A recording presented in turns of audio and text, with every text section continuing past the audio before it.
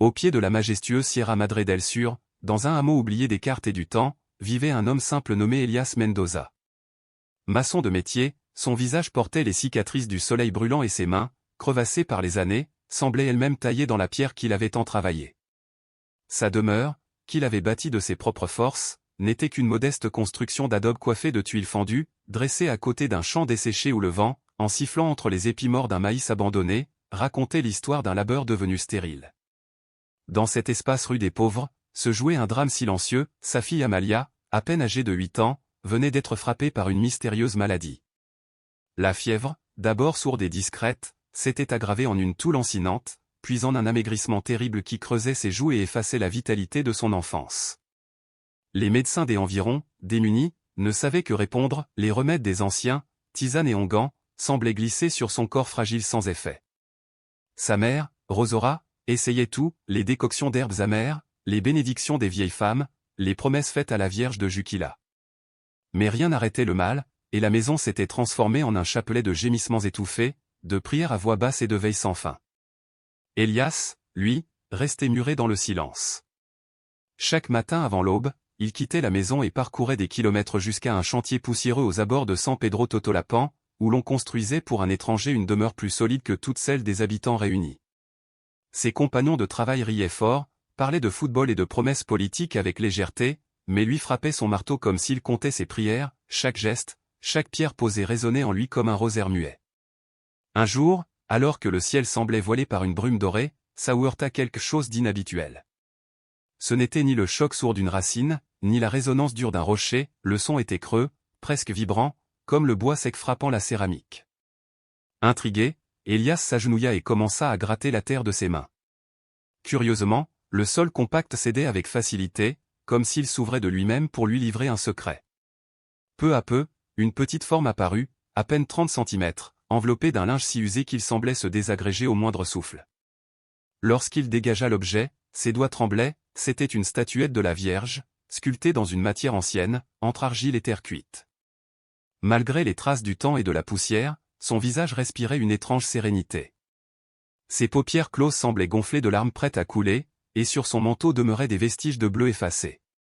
Elias sentit un frisson parcourir son dos. Personne ne l'avait vu découvrir ce trésor.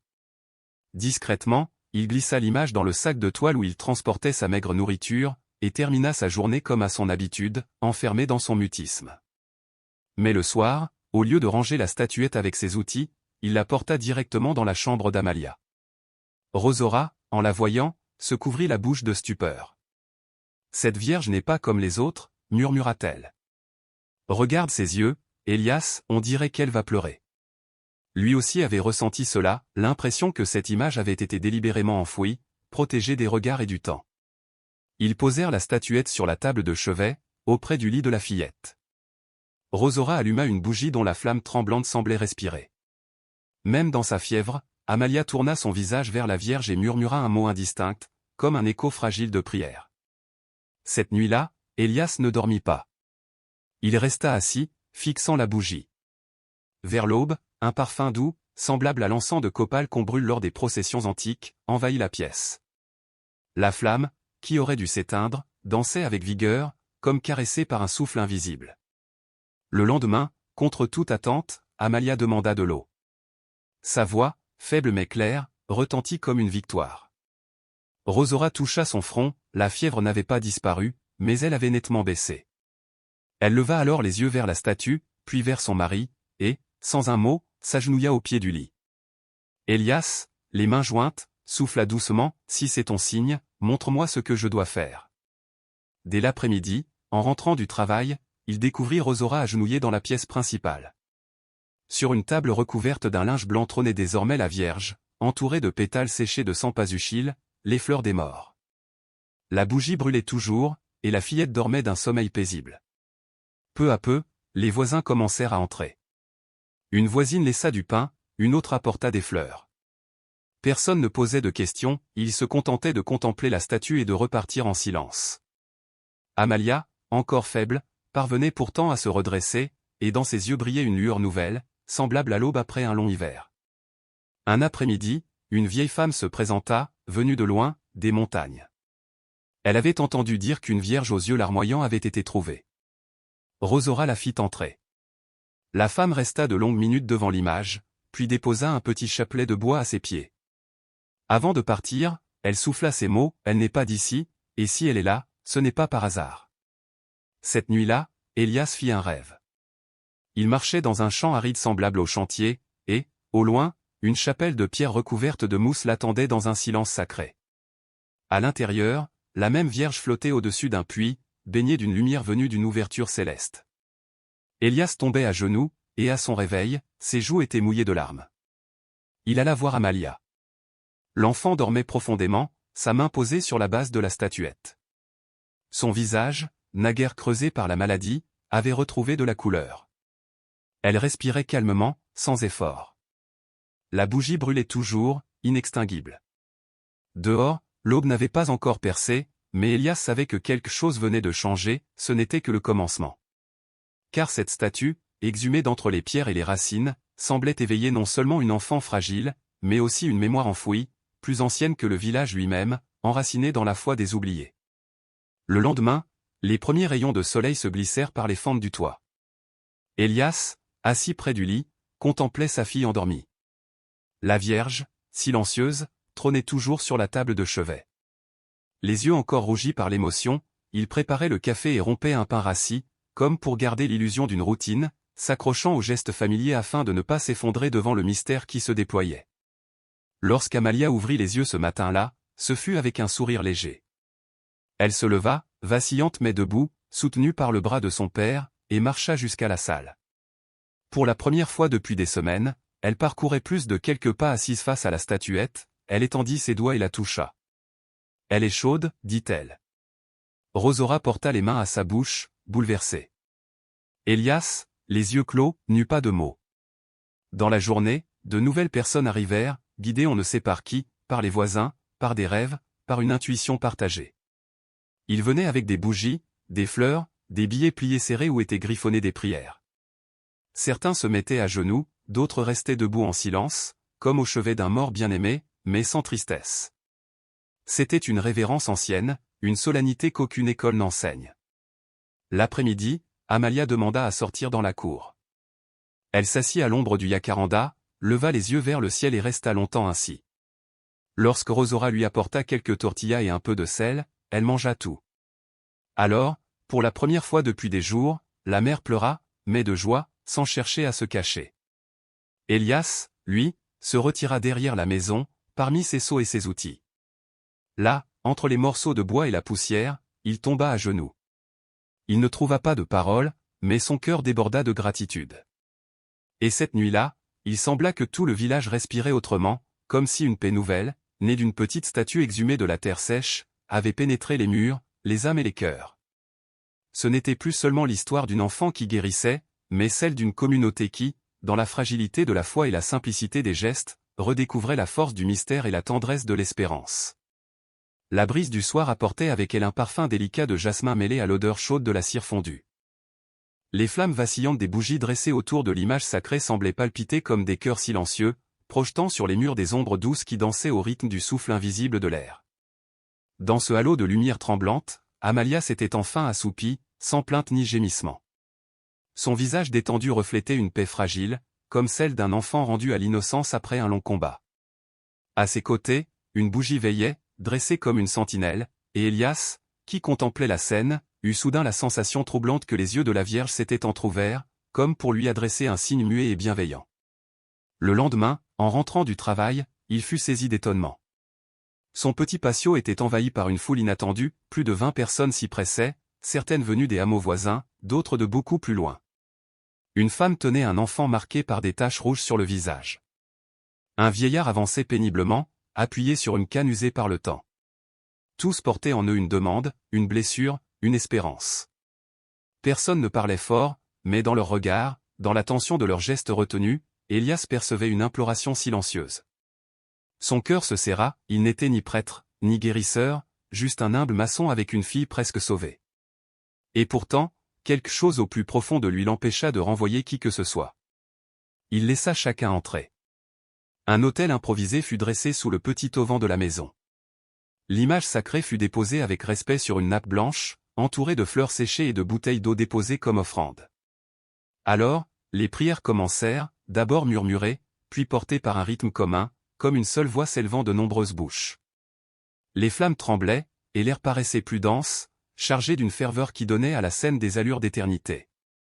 Un homme, accompagné de sa femme et de leur fille malade, s'approcha avec hésitation. Il expliqua que depuis 2 mois, l'enfant n'avait pas prononcé un mot, figé dans un mutisme profond après un choc dont nul n'avait compris l'origine. Ils s'assirent devant l'image. La petite posa son front contre la base de la statue et demeura ainsi immobile, absorbée, durant presque 1 heure entière. Lorsqu'elle se redressa enfin, ses yeux brillants croisèrent ceux de ses parents et, d'une voix douce comme un souffle, elle murmura, elle chante doucement. Rosora s'effondra à genoux, bouleversée, tandis qu'Elias fermait les yeux, incapable de retenir les larmes. Autour d'eux, le murmure de la foule s'amplifiait, non en cris, mais en un silence plus épais, comme si le monde lui-même retenait sa respiration. Cette nuit-là, Elias fit un rêve. La chapelle qui hantait déjà ses songes lui apparut à nouveau, mais elle n'était plus vide, elle débordait de femmes vêtues de noir, tenant chacune une bougie ardente. Au centre, la Vierge planait doucement au-dessus d'un puits scintillant, et autour d'elle des enfants chantaient dans une langue inconnue, mystérieuse et envoûtante. Quand Elias tenta de s'approcher, l'eau du puits se mit à déborder comme une source vive. Il se réveilla en sursaut, le cœur battant et le visage couvert d'une rosée salée, imprégnée du parfum persistant de l'encens. Sa bougie, posée près du lit, brillait désormais de 2 flammes parfaites, sans qu'aucune goutte de cire ne coule le long de la cire. Il toucha la main d'Amalia, elle était fraîche, son visage reprenait couleur, et elle dormait avec l'abandon paisible de quelqu'un qui revient enfin d'un long exil. Le matin suivant, un homme en soutane se présenta à la porte. C'était le père Andrès, de la paroisse de Théotitlan. On lui avait parlé d'une vierge qui guérissait, et il voulait en être témoin de ses propres yeux. Rosora l'accueillit avec respect, tandis qu'Elias lui apportait un simple banc. Le prêtre contempla longuement l'image. Il pria en silence, puis murmura seulement, « Elle n'appartient pas à ce temps ». Il annonça qu'il reviendrait avec un autre prêtre, mandaté par le diocèse. Elias frissonna, il ne voulait rien cacher. Ni la statue ni les signes ne lui appartenaient. Tout venait d'ailleurs. Ce n'était pas sa maison, mais un seuil ouvert vers quelque chose de plus vaste. Dans l'après-midi, une femme arriva, un nourrisson hurlant dans ses bras. Elle entra, s'agenouilla, pria en silence. Puis elle trempa ses doigts dans une bouteille d'eau posée sur l'autel et en traça le front de l'enfant. Aussitôt, le bébé cessa de pleurer et s'endormit. Le silence qui s'ensuivit était si total que le crépitement d'une bougie résonna comme un tonnerre lointain. Cette nuit-là, la chambre d'Amalia fut baignée d'une lumière douce, non plus émanée de la flamme des bougies, mais irradiant directement de l'image sacrée. Elias, éveillé, vit la clarté se répandre et, bouleversé, ôta son chapeau, se mit à genoux et pleura sans un mot. C'était le 2e signe, et déjà sa maison de terre crue se métamorphosait en refuge d'espérance pour tous ceux que la vie avait oubliés. Les jours perdaient leur silence pesant, dès avant l'aube, on entendait des pas sur le chemin de terre, le frottement des sandales contre le gravier, des voix chuchotées, et l'odeur du café bouillant sur des brasserots improvisés. La demeure d'Elias n'était plus seulement un foyer, elle était devenue un abri pour l'invisible. Rosora commençait chaque journée en balayant la cour avec une branche d'eucalyptus, comme si elle préparait un sol sacré. Elias, lui, partageait son temps entre ses chantiers et l'entretien de l'autel, qui se parait chaque jour de nouvelles offrandes. Amalia, bien que fragile encore, marchait seule. Parfois elle riait doucement, parfois elle fixait la statue avec un silence profond, comme si elle dialoguait avec elle d'âme à âme. Un jour, 2 hommes vinrent de loin, envoyés par la diocèse. L'un était le père Thomas Aguilar, vêtu sobrement, le regard dur et méfiant. L'autre, un laïc muni de lunettes et d'un carnet, notait tout. Rosora les reçut avec respect, mais sans se courber. Le prêtre contempla la statue, puis regarda Amalia assise, ses mains jointes sur ses genoux, dans une sérénité qui troublait. Il posa des questions sur les événements, les guérisons supposées. Elias répondit avec simplicité, décrivant les faits sans chercher à convaincre, comme il aurait décrit la pluie ou le travail de la terre. Lorsque le père demanda s'il pouvait emmener la statue pour l'analyser, Rosora s'interposa avec calme, elle n'a pas demandé à venir. Elle a été trouvée. Et depuis qu'elle est ici, ma fille vit. Le prêtre n'insista pas. Il demanda seulement à rester seul un moment devant l'image. 1 heure plus tard, il sortit sans bénédiction, sans mot. Le laïc referma son carnet, les remercia, et tous deux s'éloignèrent. Dans la même après-midi, une jeune femme arriva à bicyclette, couverte de poussière, épuisée. Dans ses bras, un enfant maigre, au teint pâle. Elle expliqua qu'elle avait entendu parler de l'image et qu'elle ne savait plus où chercher du réconfort. Rosaura lui offrit de l'eau. Elias fit de la place devant l'autel. La jeune mère s'agenouilla avec son enfant.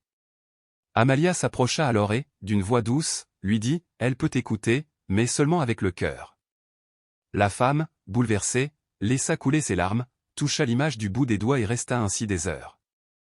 Quand elle repartit, l'enfant ne pleurait plus, mais dormait comme s'il avait retrouvé le sein maternel.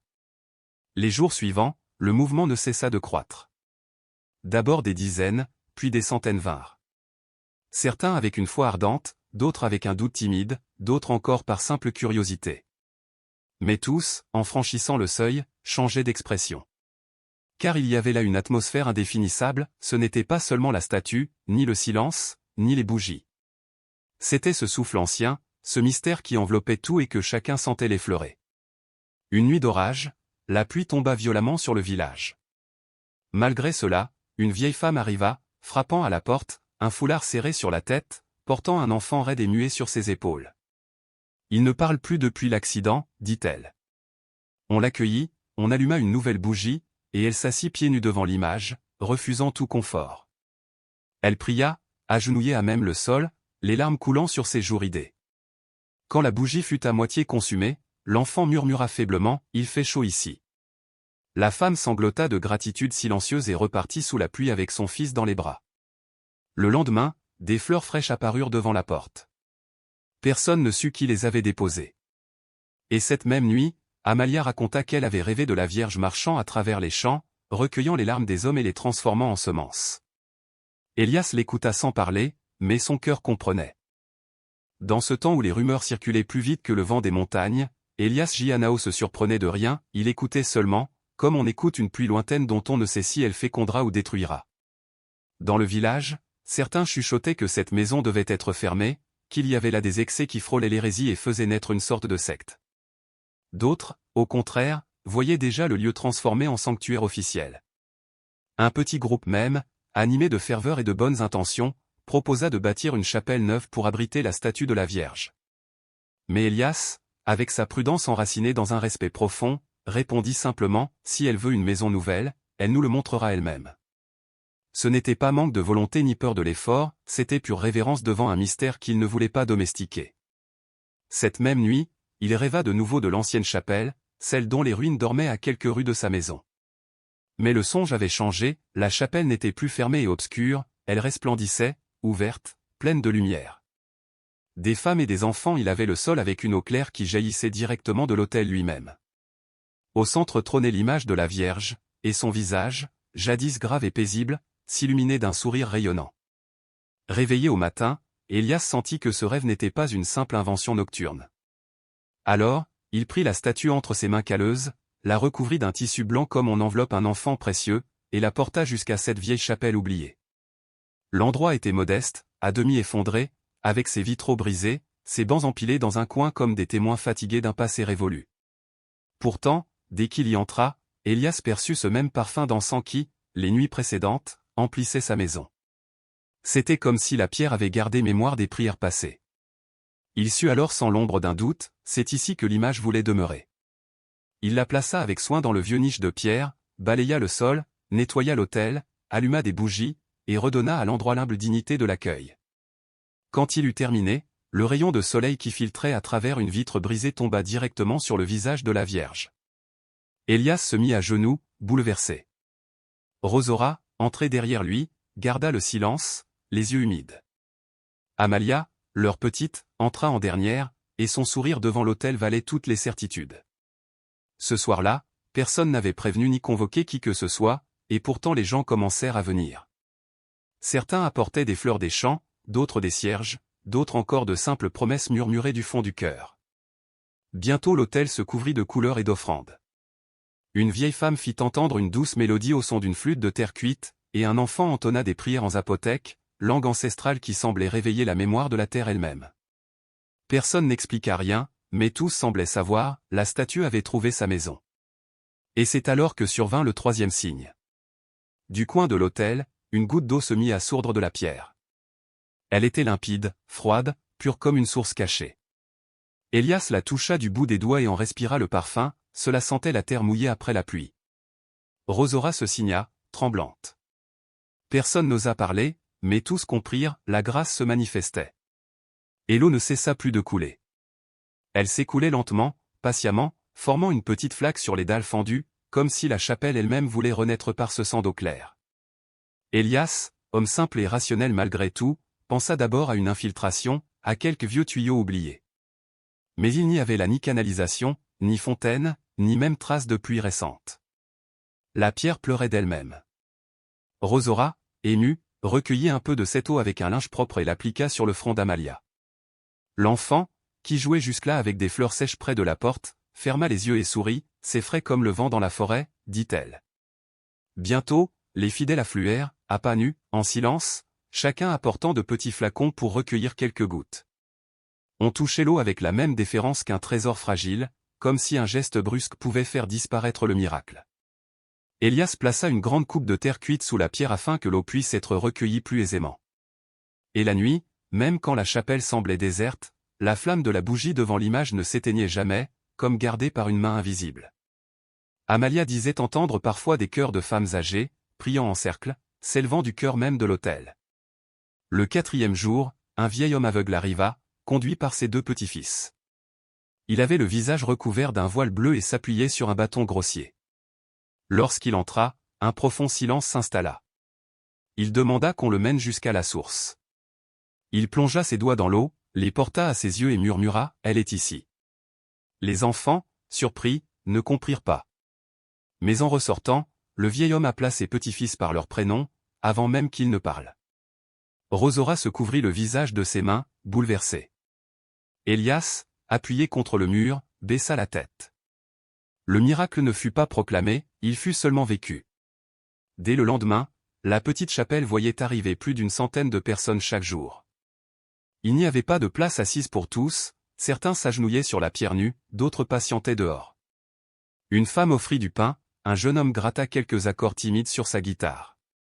Personne ne commandait, personne ne dirigeait, c'était comme si la statue elle-même ordonnait le rythme des choses, dans un silence plein de paix. Mais l'évêché ne tarda pas à envoyer une délégation, un théologien, un médecin et un prêtre réputé sévère, le père Alonso, prompt à voir l'hérésie avant d'écouter les âmes.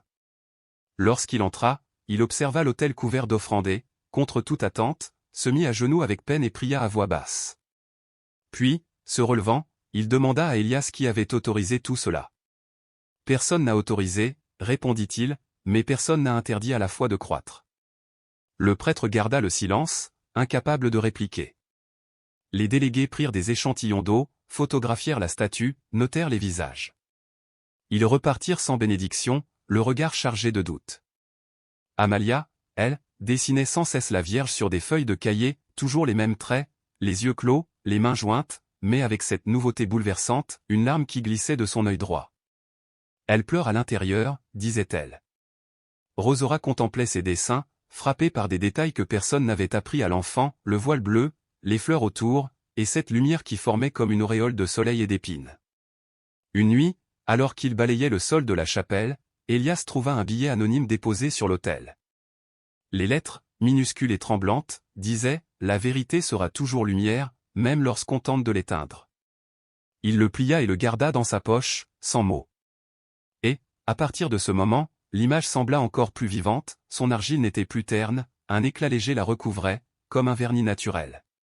Certains juraient que ses yeux allaient s'ouvrir, d'autres disaient ressentir une chaleur douce en touchant sa base, comme une pierre chauffée par le soleil. Un jour, une journaliste de la capitale arriva avec caméra et micro. Elle voulait des noms, des preuves, des dates. Elias, ferme, répondit, « Ici, il n'y a pas de spectacle, seulement la foi. » Elle insista, interrogea les fidèles, mais tous répondaient pareil, « Je l'ai vu de mes propres yeux. Je ne sais pas expliquer, je sais seulement ressentir. » Elle écoute. Le reportage passa le lendemain à la télévision. Toute la nation vit alors les images, la statue, la fillette Amalia, l'eau s'écoulant de la pierre. Les journaux parlèrent de miracles, de mystère, d'hystérie. Mais aucun ne parla du silence qui enveloppait le lieu, de ce voile invisible, doux et dense, qui le baignait d'une autre dimension. Avec la notoriété vint aussi la suspicion et la colère. Des inconnus taguèrent les murs de la chapelle, mensonges, fraude, idolâtrie. Elias, sans un mot, nettoya les insultes avec un linge humide et alluma une nouvelle bougie. Alors Rosaura, d'ordinaire muette face aux étrangers, se leva un dimanche, et d'une voix ferme déclara devant la foule, « Celui qui ne croit pas n'a pas à prier, mais qu'il respecte ceux qui pleurent avec foi. » La multitude acquiesça en silence. Et c'est ce jour-là que les gestes prirent une force nouvelle, une femme entra pieds nus en portant un enfant, un jeune homme déposa un chapelet fait de graines sèches, un vieillard lava ses poignets avec l'eau de l'autel puis embrassa la pierre en larmes. Et alors, Amalia se mit à chanter. Personne ne lui avait appris. La mélodie, ancienne, presque indigène, faite de voyelles longues et de silences doux, semblait sortir de la terre elle-même. Tous s'arrêtèrent pour écouter. La statue ne changea pas, mais on aurait juré qu'elle souriait. Ainsi, sans proclamation, sans décret, sans miracle annoncé, le 4e signe fut reconnu, la foi s'était mise à chanter. Chaque note était comme un pas vers le retour de l'espérance. Et les jours recommencèrent à s'ouvrir sur des matins parfumés de cire fondue et de pain frais, comme si le ciel avait décidé de demeurer là, dans cette petite chapelle oubliée, devenue le cœur vibrant d'un peuple en quête de lumière. Depuis que la vieille chapelle avait rouvert ses portes, quelque chose d'inattendu s'y était installé, comme un souffle ancien revenu pour embrasser les pierres. Un petit groupe de voisines âgées, discrètes mais infatigables, avait pris l'habitude de s'y rendre chaque matin. Sans qu'aucune organisation officielle ne les coordonne, elles apparaissaient l'une après l'autre, portant des seaux d'eau, des balais usés, des torchons humides et des prières murmurées. Elles balayaient le sol poussiéreux, changeaient les fleurs fanées et faisaient bouillir du café de panna pour les rares pèlerins qui arrivaient. Elles ne réclamaient ni reconnaissance ni direction, elles obéissaient simplement à une impulsion intérieure, comme si la chapelle les appelait elle-même à veiller sur son nouveau cœur battant. Elias, le maçon qui avait toujours vécu de la pierre et du ciment, passait désormais moins de temps sur le chantier de ses travaux en cours. Bien que la construction progresse ailleurs, son âme, elle, restait accrochée à la chapelle. Il arrivait à l'aube, avant même que le soleil n'ait dissipé la brume, et s'occupait de chaque détail. Il allumait les cierges un par un, dans une lenteur respectueuse qui ressemblait à une liturgie personnelle, essuyait l'autel avec un linge immaculé, vérifiait si la source mystérieuse continuait à jaillir. Oui, toujours. L'eau perlait, fine et constante, claire comme une rosée de matinée fraîche. Les gens disaient qu'elle avait déjà guéri des maladies, d'autres affirmaient qu'elle n'apportait pas de guérison, mais seulement une paix inébranlable. Tous, même les sceptiques les plus fermés, admettaient que quelque chose d'indicible se mouvait là, sans bruit, dans cet espace chargé d'un mystère palpable. Un jour, le père Alonso, le même prêtre envoyé autrefois par le diocèse avec des carnets et des experts scientifiques, revint. Cette fois, il ne portait rien, ni cahier ni instrument, seulement un visage fatigué et des mains tremblantes. Il arriva seul, à l'heure du matin où la lumière est encore fragile, et demanda humblement la permission de prier. Elias lui ouvrit la voie. Le prêtre s'assit sur un banc du fond, là où personne ne viendrait le déranger, et demeura silencieux des heures entières. Quand il sortit, il ne dit rien, posa simplement sa main sur l'épaule d'Elias avec un geste de respect. C'était tout. Ce même jour, une famille arriva après une longue marche. On voyait dans leurs pas l'épuisement de la route. Ils étaient humbles, vêtus de vêtements usés, tachés de poussière. La plus jeune des filles, Magda, avait de grands yeux lumineux mais un corps ravagé par une maladie sans nom. La mère la portait dans ses bras comme on tient une promesse fragile, comme si lâcher prise signifiait perdre à jamais. Le père restait muet, les yeux fixés sur la statue, rempli d'un mélange poignant d'espoir et de désespoir contenu. Elias les accueillit sans parole. Rosaura, sa femme, apporta une natte de paille et la déroula au sol. Amalia, la fille d'Elias, s'approcha doucement de la malade, s'assit près d'elle, posa sa petite main sur la sienne et resta simplement présente, comme une lumière silencieuse. La mère de Magda, la voix brisée par l'émotion, demanda la permission de déposer sa fille devant la statue de la Vierge. Elias acquiesça d'un signe de tête. On installa la fillette devant l'image. Ses doigts effleurèrent la base de la sculpture. Rien ne se produisit d'abord, seulement le souffle d'attente. Puis, soudain, quelque chose de presque imperceptible, Magda inspira profondément, ses paupières se fermèrent et un sourire léger, inattendu, se dessina sur ses lèvres. Elle se mit à pleurer, mais non de douleur et de soulagement. Ensuite, paisiblement, elle s'endormit. Rosaura se mit à genoux. Sa mère étreignit son mari en silence, le père qui n'avait cessé de contenir son cri. Tous ceux qui étaient présents ne savaient plus comment réagir, ils restèrent figés dans une immobilité respectueuse. Alors, Amalia se mit à chanter. C'était la même mélodie qu'elle avait fredonnée quelques jours plus tôt, une mélodie étrange, composée de mots qui n'appartenaient à aucun langage connu. C'était un chant pur, triste et beau, pareil à la pluie battant un toit ancien. Le lendemain matin, Magda se réveilla avec de l'appétit. Elle marcha, vacillante mais déterminée, jusqu'à l'entrée de la chapelle en s'appuyant contre le mur, et sourit. Sa mère éclata en sanglots et tomba à genoux. Son père, qui n'avait pas prononcé un mot depuis le départ de leur voyage, murmura seulement un « Gracia », plein de larmes. À partir de ce moment, le murmure devint clameur. Les rumeurs se propagèrent au-delà du village. Des journalistes arrivèrent, accompagnés de chercheurs curieux. Certains dressaient des tentes autour de la chapelle, d'autres insistaient pour interroger Elias, Rosaura ou la petite Amalia. Tous refusaient poliment, esquivant les questions. Amalia continuait de sourire, mais se cachait derrière les jupes de sa mère.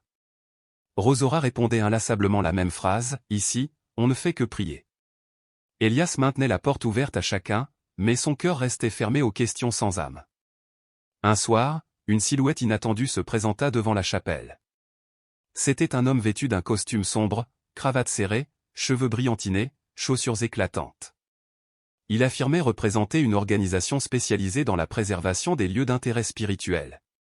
Il proposa de l'argent, beaucoup d'argent, pour transformer le site en un sanctuaire plus vaste, avec statues monumentales, plaques de bronze, système de sonorisation et aménagement pour accueillir des foules.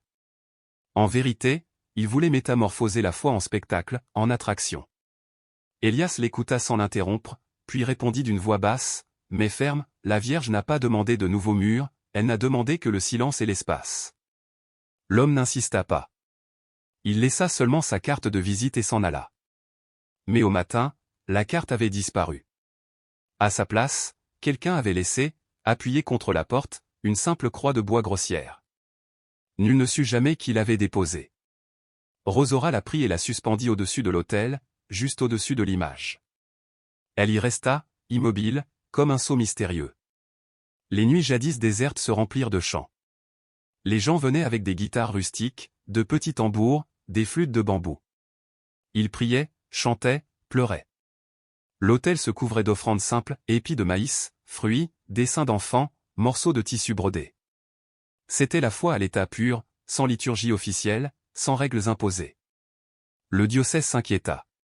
Certains murmuraient que tout cela ressemblait à un culte informel, trop libre, risquant de menacer l'ordre. Mais personne n'osait intervenir directement. Chacun savait qu'une tentative de contrôle ne ferait qu'enflammer davantage le cœur du peuple. Et le peuple avait déjà intégré l'image à sa propre histoire. Amalia, de son côté, continuait de rêver chaque nuit. Dans ses songes, la Vierge marchait à ses côtés le long de sentiers épineux, ou apparaissait au milieu de champs de maïs, les yeux pleins de larmes, bénissant des mains calleuses.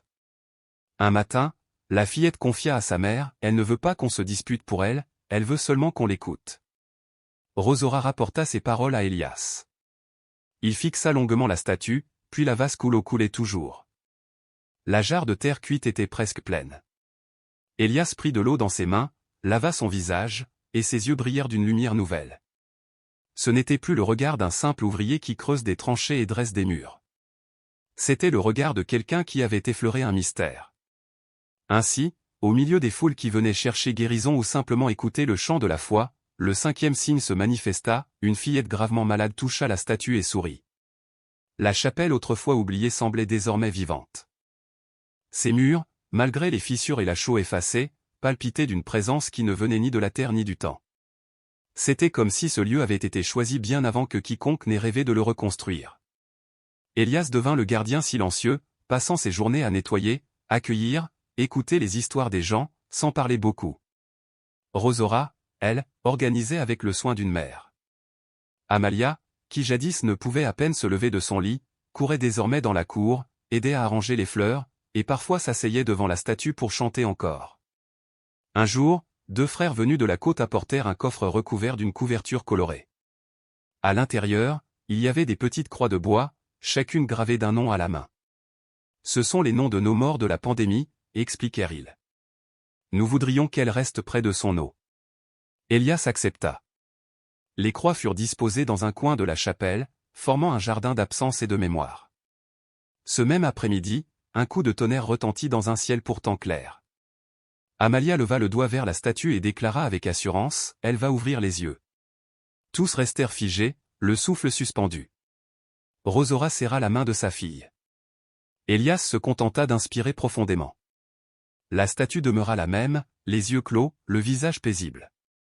Pourtant, l'air était chargé d'une tension invisible, comme si quelque chose d'imminent allait se produire. Cette nuit-là, Rosaura rêva d'une chapelle inondée jusqu'à la taille, où les gens marchaient dans l'eau comme s'il s'agissait d'air. Au centre, la Vierge se tenait droite, et de ses mains jaillissaient des fils de lumière qui touchaient chaque personne, une à une, les bénissant. À son réveil, Rosaura ne dit rien. Elle enfila simplement ses vêtements et alla nettoyer l'autel, comme chaque matin. Peu après, un vieil homme boiteux arriva, conduit par son petit-fils. Il venait de très loin, appuyé sur une canne en bois de cannelle. Lorsqu'il toucha la pierre d'où jaillissait l'eau, ses yeux se remplirent de larmes. Il ne demanda aucune guérison. Il dit seulement, « J'ai marché tout ce que je devais marcher. Je suis venu simplement remercier. » Puis il s'assit au fond de la chapelle et y resta des heures dans un silence habité. Le lendemain, il y eut plus de monde que jamais. Certains arrivaient en camion, d'autres à pied, à vélo, ou encore montés sur de maigres ânes. Beaucoup apportaient leurs malades, d'autres venaient pour accomplir une promesse. Le chemin de terre se transforma en route de foi. Et parmi eux se trouvait aussi le père Julian, vieux prêtre bien connu, qui revenait vers ce lieu dont l'écho dépassait désormais toutes les frontières. Elias n'avait pas revu le père Julian depuis sa jeunesse. Lorsqu'il l'aperçut, il fut frappé par la douceur de sa voix, par la profondeur de son regard, et par ses rides qui ne semblaient pas être des marques d'âge mais plutôt des empreintes de bonté accumulées au fil des années. L'émotion le submergea aussitôt, car lui revinrent à la mémoire les images d'un temps lointain où Julian célébrait des messes dans de petits villages reculés, portant sur son dos un modeste autel portatif, parcourant sentiers et montagnes pour offrir aux plus humbles la consolation des sacrements. Ils s'assirent côte à côte, à l'ombre d'un vieux mur, et là, Elias raconta tout, la découverte de l'image, les signes étranges, l'eau pure jaillissant de la pierre, les guérisons rapportées, les rêves mystérieux qui le visitaient la nuit. Julian ne l'interrompit jamais, il ne chercha pas à commenter ni à douter, il écouta seulement, avec cette patience des hommes qui savent que parfois les silences en disent plus que 1000 mots.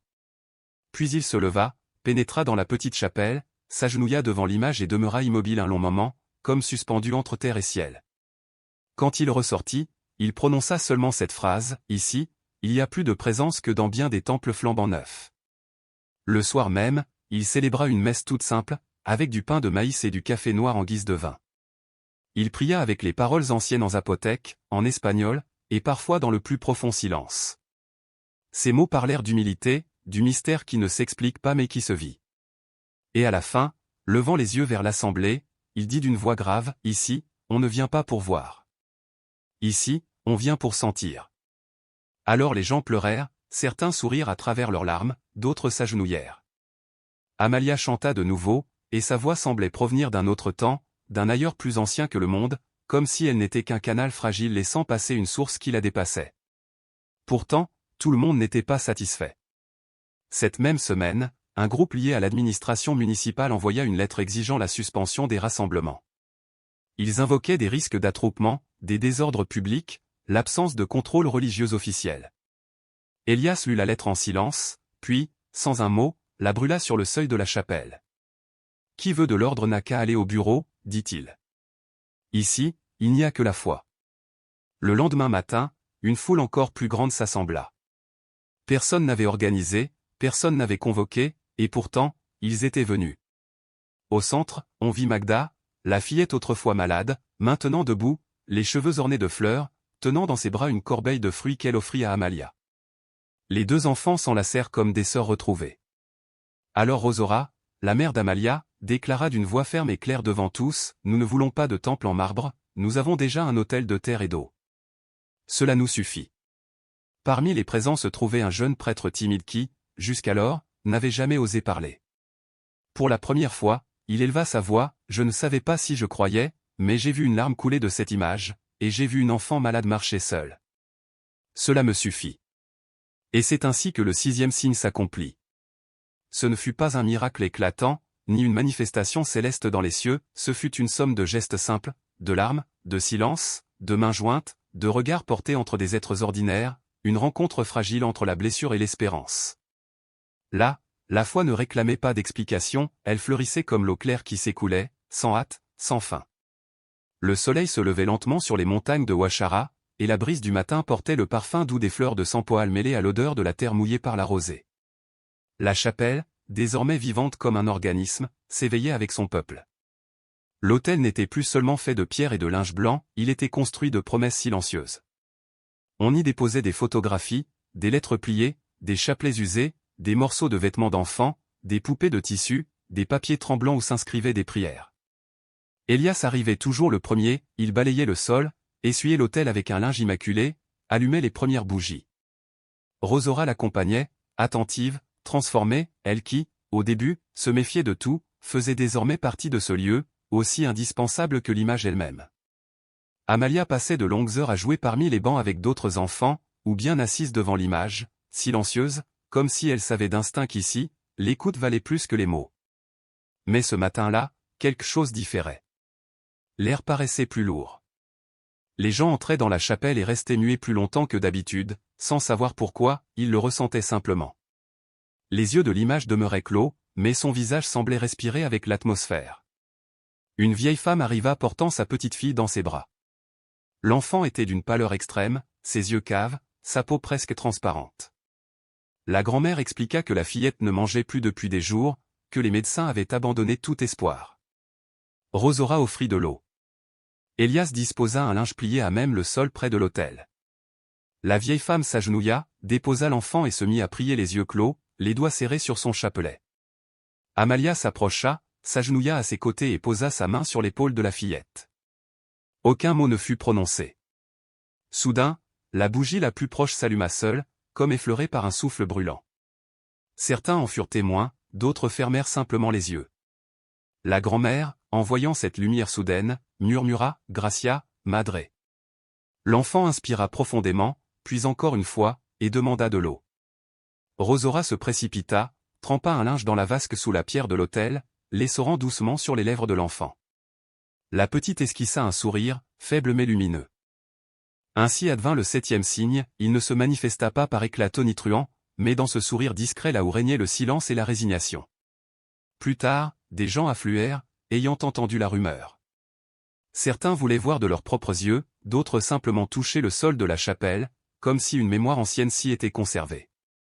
Mais avec eux arrivèrent aussi ceux qui n'apportaient pas la foi, curieux, sceptiques, journalistes avides de sensationnel, hommes avec caméra et micro, avocats munis de papiers officiels. L'un d'eux, à l'accent étranger, déclara représenter de hautes autorités, parlant de régularisation, de contrôle, de fermeture nécessaires pour raisons de sécurité. Elias l'écouta, bras croisés, sans répondre, puis lui montra la porte. L'avocat, irrité, menaça de recourir au pouvoir public. Rosora répondit calmement mais avec force, ce qui est de terre et de lumière ne se ferme pas avec des papiers. Le lendemain, on trouva des mots injurieux écrits au charbon sur la porte de la chapelle, mensonge accepté, tromperie. Elias nettoya tout d'un linge humide, alluma une nouvelle bougie et, sur le mot « mensonge », déposa une fleur blanche. Dès lors, plus personne n'osa vandaliser. Les rêves d'Amalia devinrent plus intenses. Elle se réveillait la nuit pour dessiner, des femmes vêtues de noir tenant des bougies, des enfants marchant dans des déserts, des oiseaux posés sur des autels recouverts de poussière. Une fois, elle dessina même l'image de la Vierge avec les yeux ouverts. Rosora conservait ses dessins comme de précieuses reliques. Le père Julian continuait de visiter la chapelle. Il ne venait ni en soutane ni avec de longs sermons. Il arrivait tôt, s'asseyait dans un coin et priait. Parfois, il échangeait quelques mots avec Elias, d'autres fois, il se contentait d'écouter le peuple. Un jour, il dit à voix basse, « Elias, tous les miracles ne sont pas pour tous. Parfois, le miracle, c'est le silence qui demeure après la clameur. » La phrase resta suspendue dans l'air. Rosora la méditait en nettoyant l'autel. Amalia la répéta à une femme en larmes qui ne comprenait pas pourquoi son frère, malgré son contact avec l'image, ne guérissait pas, parfois, le miracle, c'est seulement d'entendre que ta douleur n'est pas la tienne seule. » Et le jour suivant, l'eau de l'autel se mit à couler plus fort, comme si la pierre elle-même respirait. Un parfum subtil de copal emplit l'espace. Personne n'avait brûlé d'encens. Rosaura déclara que c'était l'odeur qui précède le passage de Dieu. Alors, des indigènes de communautés plus lointaines vinrent aussi, attirés par ce souffle mystérieux, ils avaient apporté des offrandes diverses, aussi simples que chargées de sens, du maïs cru encore dans ses épis, des grains de café serrés dans de petits sachets de toile, des rameaux d'aruda aux feuilles odorantes, ainsi que de petites masques de bois sculptées à la main, héritage de leurs ancêtres. Tous priaient dans leur langue, mais priaient en silence, debout, les yeux fixés sur l'image comme on contemple une sœur oubliée par le temps et soudain retrouvée. Cette nuit-là, lorsqu'Élias ferma la porte de la chapelle, il remarqua que l'image semblait différente, comme si quelque chose d'invisible l'avait touché. La lumière vacillante des cierges dessinait des ombres mouvantes sur son visage, et pendant un bref instant il jura avoir vu ses lèvres s'animer, comme si un souffle ancien passait à travers elles.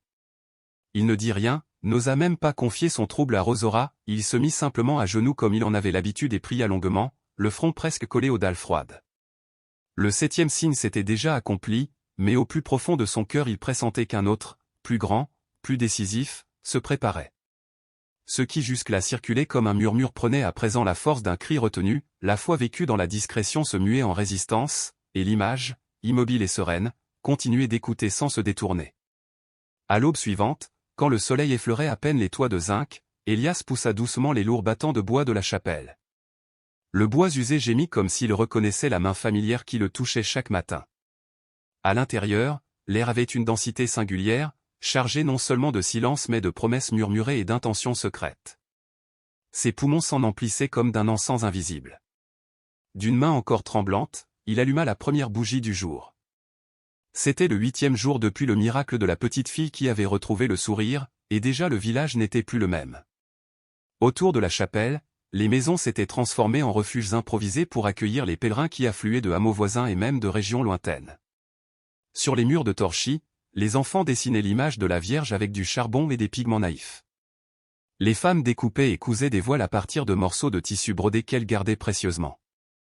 Les jeunes, quant à eux, inscrivaient leurs noms sur de petits papiers qu'ils pliaient soigneusement avant de les glisser sous la statue, comme pour lui confier leur vie. Il y avait là un feu discret, semblable à une braise ardente qui couve sans jamais s'éteindre, un élan continu qui ne faisait que croître. Rosaura, fidèle, se levait avant le soleil, préparait du café noir et déposait un peu de pain pour ceux qui arrivaient affamés de leur longue marche. Elle ne s'étonnait plus de voir tant de visages étrangers, ni ne demandait leur provenance.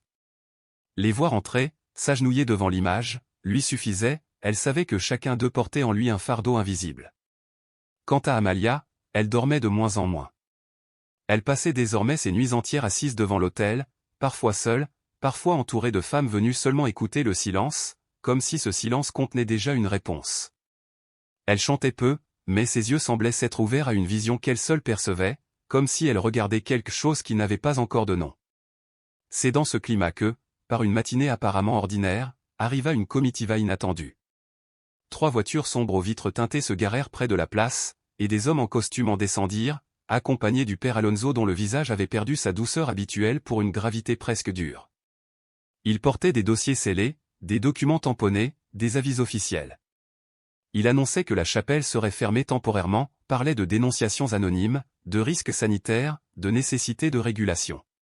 Derrière leurs mots administratifs se cachait l'accusation de fanatisme et d'excès. Mais aucun d'eux n'osa lever les yeux vers l'image. Élias ne protesta pas. Il lut calmement le papier, le replia et le déposa sur l'autel, entre une bougie encore allumée et un petit rameau de basilic séché. Alors Rosaura se leva, droite et forte. Son regard était ferme, plus ferme que jamais. La porte peut bien être close par du bois, dit-elle, mais le cœur de ceux qui ont vu, cela, vous ne pourrez jamais le sceller. Le père Alonso voulut répliquer, mais ses lèvres tremblèrent, il baissa les yeux et demeura muet. Cette nuit-là, des dizaines de personnes se rassemblèrent devant la chapelle. Élias, malgré l'ordre reçu, ne ferma pas la porte, il la laissa entr'ouverte. Un mince filet d'eau continuait de jaillir de l'autel, plus clair et plus abondant que jamais. Ceux qui n'avaient pas pu entrer s'assirent dehors, une bougie dans les mains. Peu à peu, un murmure de cantiques se répandit, doux comme la prière d'un enfant mais lourd comme une pierre séculaire. À l'intérieur, Amalia observait la scène. Ses yeux reflétaient les flammes, et soudain sa voix se remit à chanter. Mais ce n'était plus le chant ancien, c'était une mélodie nouvelle, jamais entendue, une suite de notes pures et délicieuses, comme si la statue elle-même respirait à travers elle. Au milieu de la nuit, le père Julian arriva à pied, appuyé sur un simple bâton de bois. Voyant encore les véhicules de la comitiva alignés près de la route, il leva les yeux vers le ciel avant d'avancer lentement. Elias l'accueillit d'une étreinte silencieuse, Rosora lui adressa un signe de tête. Nul besoin de paroles. Le vieux prêtre s'agenouilla aussitôt devant l'image, et ses larmes coulèrent sans retenue. Puis il se tourna vers la foule et prononça d'une voix ferme, « Ils veulent réduire la foi au silence. » Mais ils oublient que la foi ne dépend ni des micros, ni des autorisations. Le peuple acquiesça en silence, les yeux brillants. Certains se prosternèrent sur les dalles froides, d'autres rallumèrent des bougies. Un vieillard sortit une flûte de roseau et joua une mélodie simple. Amalia se leva et marcha au centre. Elle posa ses deux petites mains sur la statue. Alors, devant tous, une larme claire perla à l'œil droit de l'image. Ce n'était ni de la sueur, ni de l'eau, ni de l'huile, c'était une vraie larme. Le silence fut total. Tous virent, même les sceptiques, même les hommes de la comitiva, même le père Alonso, qui tomba à genoux et commença à prier à voix basse. La larme glissa lentement sur la joue de terre cuite, descendit jusqu'à la base et tomba sur la pierre. Lorsqu'elle toucha le sol, un son cristallin, semblable au tintement lointain d'une cloche, se répandit dans la chapelle. Avec ce son, un soulagement mystérieux descendit sur l'assemblée, comme si une vieille blessure longtemps oubliée venait d'être guérie. Personne n'applaudit, personne ne cria. Tous respirèrent à l'unisson, conscients que la foi venait de se manifester non comme spectacle, mais comme vérité nue, indéniable. Le lendemain, les documents avaient disparu. Elias chercha, mais ne les retrouva pas. À la place, là où il les avait posés, se trouvait une petite croix faite de brindilles tressées et nouée par un fil bleu. Amalia raconta qu'elle avait rêvé d'une femme vêtue de blanc qui était entrée dans la chapelle durant la nuit, avait effacé les sceaux et déposé la croix. Elias prit la croix, la glissa dans sa poche et sortit. Alors il vit ce qui le laissa immobile, une file de plus de 100 personnes s'étendait sur la route, hommes, femmes, enfants, tous portant des bougies, des fleurs, de modestes offrandes. Ils ne venaient pas demander, mais remercier. Ainsi s'accomplit le 8e signe. Il n'était pas venu sous forme de guérison ni de prophétie, mais sous forme de résistance, la foi avait été mise au défi, et elle avait répondu par le silence, par une larme, par une présence indestructible. Ce dimanche-là, le ciel à l'aube se teinta d'un lilas incertain, comme si le jour hésitait à naître ou à rester figé. Elias s'éveilla avant même le chant du coq, revêtit sa chemise propre, enfila ses bottes usées et prit dans ses mains la pierre qu'il gardait précieusement depuis le début, une pierre marquée d'une fente en forme de croix. Il savait que le moment était venu de l'utiliser, non pour bâtir un mur, mais pour sceller quelque chose de plus grand. Rosora préparait le café, rangeait du pain dans une corbeille de vannerie. Sur la table, Amalia coloriait un dessin, une chapelle aux portes grandes ouvertes, entourée de gens se tenant par la main. Au-dessus du toit de tuiles flottait une silhouette lumineuse aux yeux clos. Cette fois, dit la fillette, j'ai rêvé qu'elle souriait. Elias emporta la pierre jusqu'à la chapelle. À l'intérieur, l'air était dense mais pas oppressant, comme si la terre elle-même retenait sa respiration. Il avança vers l'autel, s'agenouilla et, avec soin, inséra la pierre dans la base de l'image, là où la fente en croix s'ajustait parfaitement au relief de la roche, comme si elle avait été destinée à cela depuis toujours. Personne ne parla, mais une voix féminine s'éleva, douce comme la brise de l'aube. Bientôt d'autres voix se joignirent à elle. C'était un chant sans nom mais familier à tous. Il n'avait pas besoin de paroles, il suffisait de l'écouter. Les murs de la chapelle eux-mêmes semblaient vibrer sous la puissance de ce chant. Et ainsi, la communauté comprit que ce qui se vivait en ce lieu n'appartenait plus au domaine de l'ordinaire, mais relevait du mystère, un mystère où la foi, éprouvée, menacée, persécutée, avait choisi de répondre par la douceur d'un chant, la lumière d'une larme et la force inébranlable d'une présence qui défiait toute tentative de l'éteindre. Le petit autel resplendissait sous la clarté tremblante de centaines de flammes. Plus de 200 personnes s'étaient rassemblées là, certaines assises à même le sol, d'autres debout, appuyées contre les troncs d'arbres qui bordaient la chapelle, serrant dans leurs mains des fleurs, des photographies, des chapelets usés ou de simples bougies. Beaucoup avaient parcouru des kilomètres, venus de villages perdus dans la montagne ou de hameaux lointains, guidés uniquement par des rumeurs murmurées de bouche à oreille, ou par des rêves transmis comme un héritage silencieux de génération en génération. Dans cette foule tendue d'attente, Élias se leva, le cœur battant, et se tourna vers eux. Il n'avait jamais appris à prêcher et ne se considérait pas comme quelqu'un qui devait parler au peuple. Ses mains, façonnées par des années de travail sur la pierre et le ciment, connaissaient surtout le langage du labeur et du silence. Pourtant, à cet instant, il sentit que ce qui se vivait ne pouvait pas rester muet. Sa voix, grave mais basse, résonna comme une confidence partagée, « Je ne suis qu'un ouvrier. Jamais je n'ai cherché cela. Je n'ai pas vu d'ange, je n'ai pas entendu de voix. Mais j'ai trouvé cette image enfouie sous la terre, entre les racines et les pierres. Depuis ce jour, tout a changé. Ici, personne ne promet des miracles. Nous faisons seulement place au silence, pour écouter. » Un frisson parcourut la foule. Élias poursuivit, « Si vous sentez que cette eau, cette image, cette paix parle à votre cœur, alors restez. Cette maison n'est pas la mienne. Elle est à vous, et surtout à elle. » Après ces mots, il n'y eut pas d'applaudissements, pas de cris, mais un silence profond, si dense qu'on pouvait entendre le goutte à goutte de l'eau qui s'écoulait doucement de l'autel. C'est dans ce silence que se leva un vieillard aux genoux fatigués, il s'agenouilla avec peine et commença à prier à voix basse.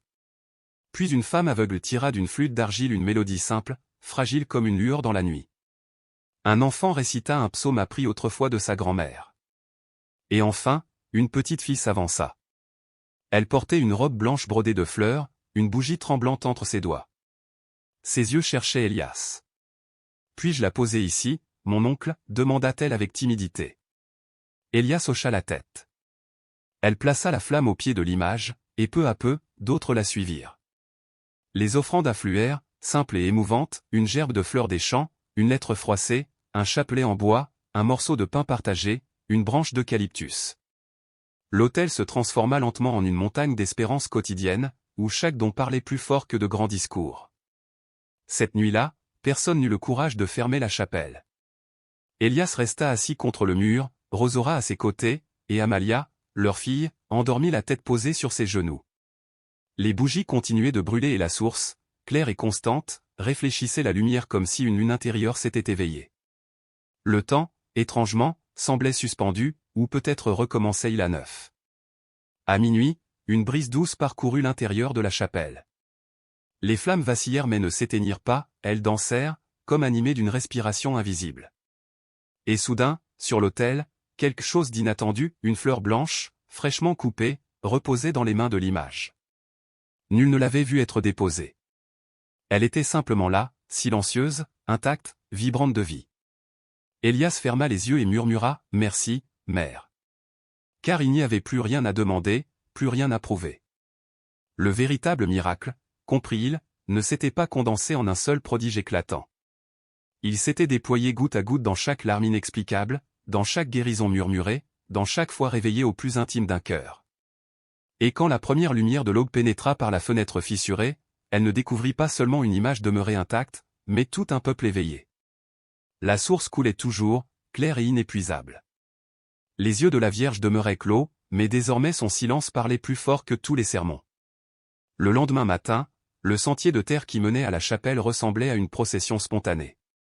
Point de cloche, point d'affiche ou d'annonce, mais la rumeur de la « Vierge de l'eau », ainsi qu'on commençait à la nommer, se répandait comme un vent brûlant à travers montagnes et vallées, marchés et cercles de femmes qui filaient le coton.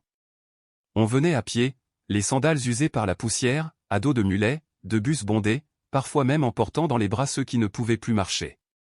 Parmi eux, un jour, arriva une femme à la peau sombre, les cheveux tressés en une natte épaisse.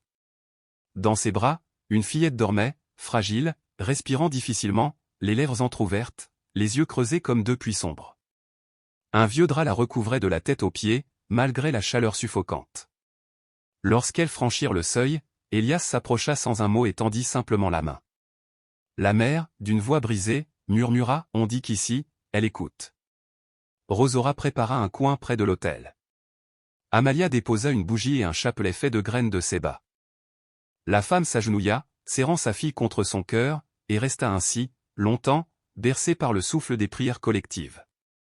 Il n'y eut aucun éclat, aucune promesse criée, seulement une présence. La mère avait confié que depuis des mois, le corps de sa fille ne réagissait plus. Les médecins avaient dit qu'il n'y avait plus rien à faire. Elle ne se réveille jamais, sanglotait-elle. Pourtant, là, devant l'image, le temps semblait se plier. L'eau coulait toujours, claire, paisible, obstinée. La petite flamme qu'Amalia avait allumée se scinda soudain en 2 lueurs distinctes. Et, sans prévenir, la fillette ouvrit les yeux. Un souffle d'incrédulité parcourut la chapelle. Personne n'osa parler. La mère resta pétrifiée, puis se pencha, bouleversée. L'enfant leva son bras faible, effleura de ses doigts la base de la statue, et d'une voix fragile, murmura « Merci, Mama ». Alors la mère s'effondra à genoux, les joues baignées de larmes. Rosaura pleurait en silence, Amalia fermait les yeux comme pour sceller l'instant, et Elias leva le visage vers le ciel, respirant profondément. Les fidèles, un à un, tombèrent à genoux. Non pas par dévotion aveugle, mais par reconnaissance. Ils savaient qu'ils avaient vu quelque chose d'authentique, même s'ils ne comprenaient pas tout. Ce n'était pas le spectacle d'un miracle. C'était la palpitation nue d'une vérité plus grande, la vie renaissait, fragile et obstinée, devant les yeux de la Vierge de terre. Ils restèrent ainsi des heures entières, chantant doucement, partageant des histoires, lavant leur visage avec l'eau qui ne cessait de jaillir. Quand le père Julian arriva au crépuscule, il s'assit près d'Elias et dit simplement « Cet enfant est le 9e souffle, le 9e signe de ce qui renaît ici. » Elias ne répondit pas, mais ses yeux restèrent fixés sur l'image.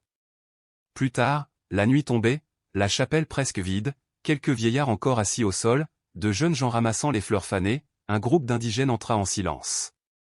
Ils portaient un petit tambour couvert de peau et un bâton gravé de symboles anciens. Sans demander la permission, ils n'en avaient pas besoin, ils s'avancèrent jusqu'à l'autel, posèrent le bâton contre la pierre et commencèrent à chanter dans une langue oubliée.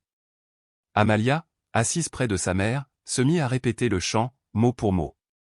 Rosaura, stupéfaite, la regardait, l'enfant n'avait jamais entendu cette langue, et pourtant, elle la prononçait comme si elle l'avait toujours su, comme si cette mémoire dormait dans ses os. Quand le chant s'acheva, les hommes posèrent leurs mains sur le sol et murmurèrent une prière basse. L'un d'eux se tourna vers Elias, posa la main sur son épaule et dit « Elle est revenue. Elle a choisi ce peuple, cette terre, cette soif. » Puis ils repartirent, ne demandant rien, mais laissant derrière eux la certitude qu'ils savaient plus qu'ils ne disaient. Cette nuit-là, l'image fut entièrement couverte de fleurs blanches.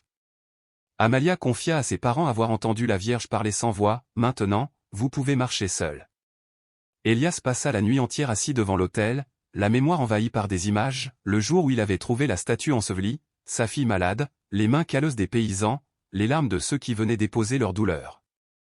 À l'aube, un rayon de soleil traversa la petite fenêtre et toucha la pierre de l'autel. Là où une fissure en forme de croix avait toujours marqué la roche, brillait désormais une ligne dorée, comme si la terre elle-même avait scellé à jamais le mystère. Et l'eau, fidèle et pure, continuait de couler.